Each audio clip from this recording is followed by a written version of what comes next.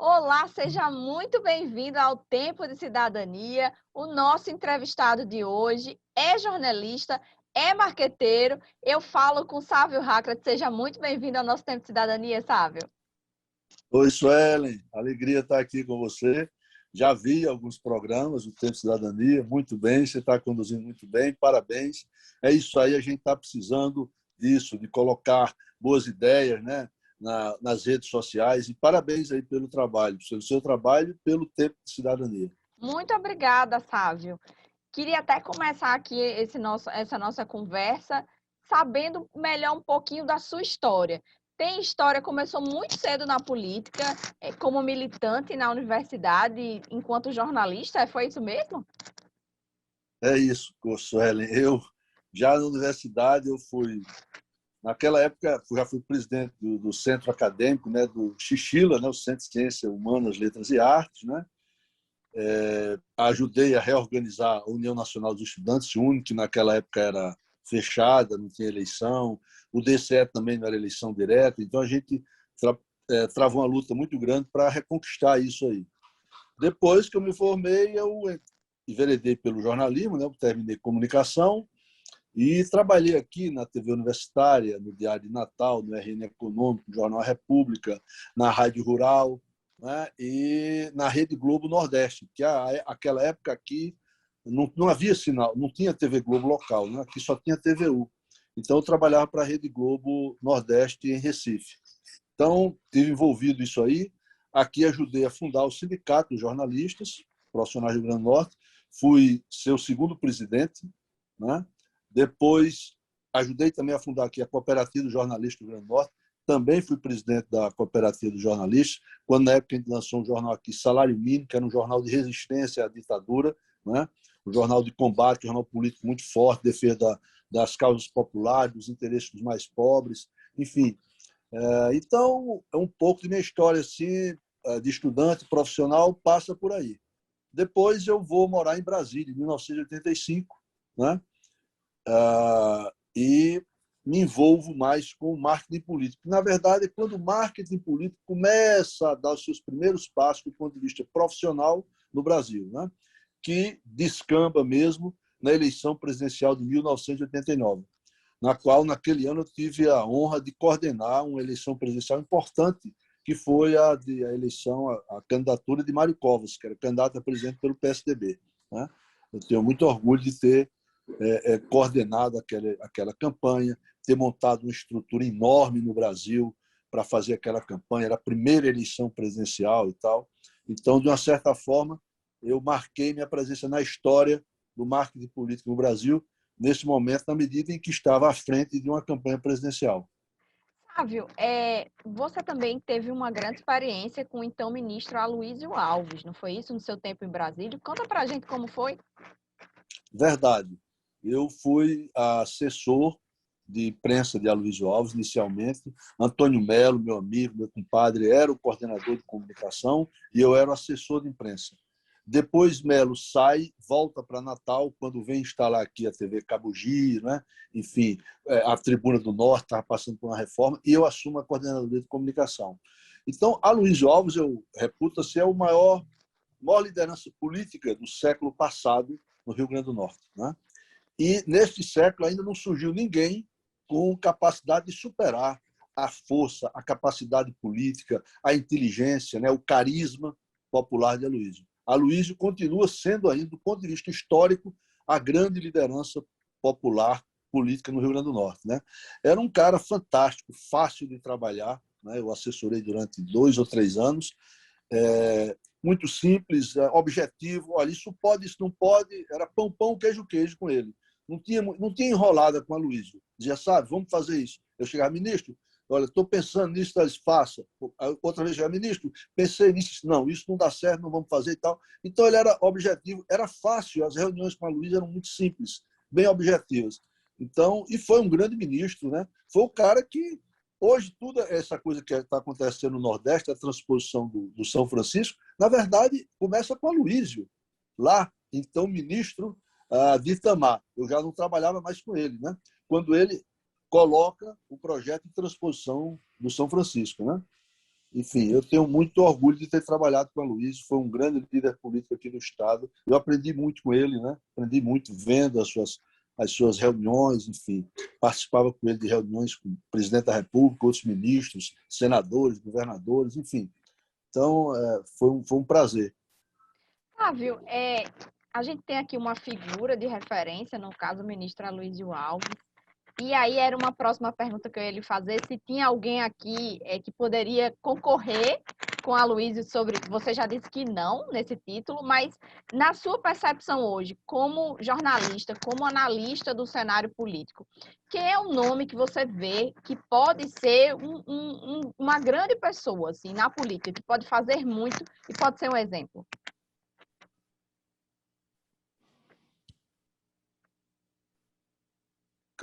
Caiu aqui, olha, Estamos de volta. Suelen, a gente está vivendo um momento de muita turbulência, não só aqui, como no Brasil, de resto do mundo. Né? Eu acho que há uma carência de líderes políticos, não só no campo político, mas no campo empresarial, no campo religioso, no campo sindical. Enfim, nós estamos carentes. O Brasil está carente, o Rio Grande do Norte está carente, Natal está carente, os municípios estão carentes de líderes. Né? Nesse momento, você tem a liderança da governadora Fátima Bezerra, né? Que cresceu politicamente fora do jogo tradicional da política do Rio Grande do Norte, né? E vejo que a pessoa que pode se contrapor, que tem um perfil, até porque eu trabalhei com ele, né? O conheci de perto, via sua capacidade gerencial administrativa, né? É o Carlos Eduardo. Né? Eu reputo hoje, dentro dos quadros da política aqui do Rio Grande do Norte, que se dispõe aí, se você olhar os nossos senadores, os nossos deputados federais, os nossos prefeitos, os nossos deputados estaduais, Carlos Eduardo é a pessoa que está mais preparada para o Rio Grande do Norte. Agora, o Rio Grande do Norte o quer, nesse momento, ele quer ir para o governo. Né? Existem duas possibilidades hoje na eleição, né? Que é o ano que vem, que é o governo e o Senado. Né? Tá certo? Então, eu acho que ainda está muito cedo, a gente não sabe, nesse momento de turbulência, o que vai ocorrer em 2022. A gente não sabe mesmo. Né? Está muito difícil fazer qualquer previsão. Nós estamos vivendo um momento de muitas incertezas e quase nenhuma certeza. Quase nenhuma certeza. Né? Quem está falando muita certeza aí está chutando. O momento é de grandes incertezas. Agora, eu vejo que é nesse momento de grandes incertezas que surgem certezas, boas certezas.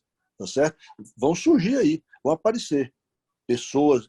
Então, existe muita gente que está pensando aí no Brasil, está pensando no Rio Grande do Norte, né? Está pensando no mundo, procurando saídas e alternativas melhores para o que estamos vivendo. Então, eu vejo assim, no momento... Pois não, Diego. Sávio, conta pra gente, como é que você avalia a gestão do governo Bolsonaro como um todo, na parte da comunicação e também na gestão da crise da pandemia? É um desastre a gestão da crise da pandemia, né? É só ver os resultados aí, mais de 430 mil mortes no Brasil. Isso é uma irresponsabilidade, é uma tragédia. E o grande responsável sobre essa situação é o presidente Bolsonaro e seu governo, especialmente ele e o ministro Pazuello, o general Pazuello. Dois irresponsáveis que deixaram o país chegar a essa situação. É só ver o que aconteceu do ano passado para cá. Recusou compra de vacinas, não praticou isolamento social, incentivava a aglomeração, não usava máscara. Quer dizer, é o irresponsável. Ele é o grande responsável por essa situação que está ocorrendo no Brasil. E vai Sabe, ter que pagar um preço. se você pudesse orientar o presidente Bolsonaro a gerir melhor essa crise aqui e trazendo sua perspectiva de jornalista, de marqueteiro político, de pessoa da comunicação, qual dica você poderia dar a Bolsonaro? Olha, eu acho que marqueteiro nenhum, pessoa de comunicação nenhuma, dá dica doido. Então, ele é doido, é maluco, entendeu? Ele é um psicopata. Tá aí, os médicos estão dizendo isso. Já existe até ação, vários médicos no Brasil entraram com ação contra ele, pedindo interdição dele. Ele não é uma pessoa normal. Né? Então é difícil você dar dica para quem não é normal, é muito difícil. Né? Ele é um maluco. Sávio, agora eu queria falar um pouquinho da sua carreira política. Você já esteve há muito tempo nos bastidores e depois passou a protagonizar sua própria história na política, com candidaturas aí ao Senado e à Câmara Municipal de Natal. Conta pra gente como foi essa experiência, quais foram as lições que você tirou desse processo. Sueli, eu sou muito grato a esse processo. Foram os últimos 10 anos, né? Você sabe, eu voltei a morar em Natal há 11 anos. Antes, eu morava fora, eu morei quase 30 anos fora, entre Brasília e São Paulo. Quando voltei para Natal, eu achei que poderia contribuir com a política do Estado, com a experiência que eu tinha adquirido, fazendo campanhas aqui no Brasil e fora do Brasil, né? Orientando presidentes, governadores, senadores, prefeitos, etc.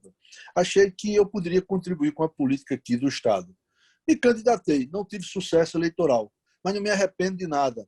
Acho que o sucesso fundamental foi o sucesso político. Deixei sempre uma mensagem boa, honesta, séria, ética e comprometida com soluções concretas, objetivas para a nossa sociedade.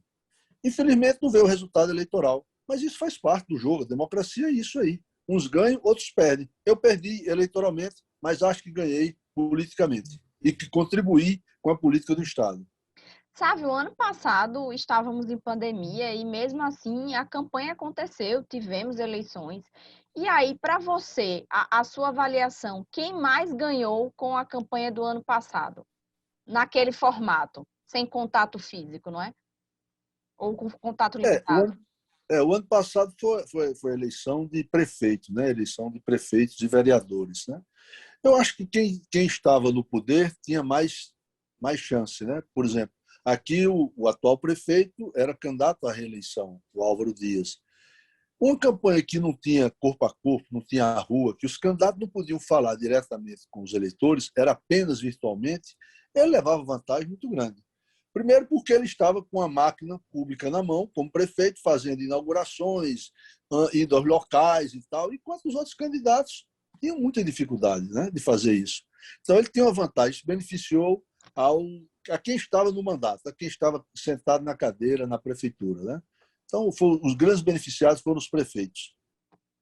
Sávio, a gente já está chegando aqui no final da nossa entrevista, mas conta pra gente qual vai ser o destino de Sávio Hackett para o próximo ano, se vai estar em alguma eleição, se pleiteia algum cargo, se vai colaborar nos bastidores, conta pra gente. Não, não pleiteio nenhum cargo, né? Com certeza vou estar na eleição do ano que vem, aliás, né? E provavelmente nos bastidores e tal, né? Nesse momento, eu já estou com 2 convites de 2 estados aqui no centro-oeste, centro-sul do país, né? Tenho conversado, já tenho orientado candidato, né? Então, já tenho conversado. E tenho conversado muito política interna aqui também com algumas pessoas, né? De partidos, do PPS, do PV, do PDT. Né? Tenho dialogado, conversado. A gente está sempre conversando e analisando o quadro de Natal, do Rio Grande do Norte e do país. Então, eu vou estar dentro, né? Mas, como candidato, eu diria que a chance é mínima minimora, de 0,00001%. Muito bem, Sávio. Muito obrigada por sua participação, generosidade aqui em contribuir com o nosso tempo de cidadania. O nosso link aqui está aberto para suas considerações finais. Se quiser trazer uma mensagem de esperança, não é mesmo?